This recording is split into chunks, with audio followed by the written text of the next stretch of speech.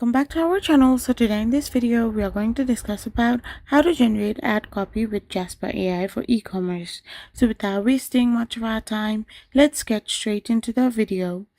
To generate e-commerce ad copy with Jasper AI, all you gotta do is simply open your Jasper AI. Once you open your Jasper AI, you need to log in into your Jasper. So once you have done this as well, you need to select the right template. Once you log in, you will just be able to log in or sign up if you take a trial for which you need to pay some money. So once you have done this, you can get a lot of files. So you need to simply select the files and select the templates that you are wishing for.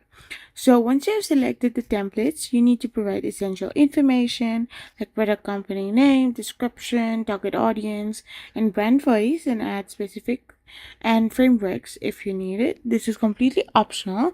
And now once you have done this, you can generate and refine your content. So this is how you can generate ad copy with Jasper AI for e-commerce. I hope you found this video helpful. So don't forget to hit that subscribe button and do give us a thumbs up. We will be back again with more informative videos. Thank you for watching.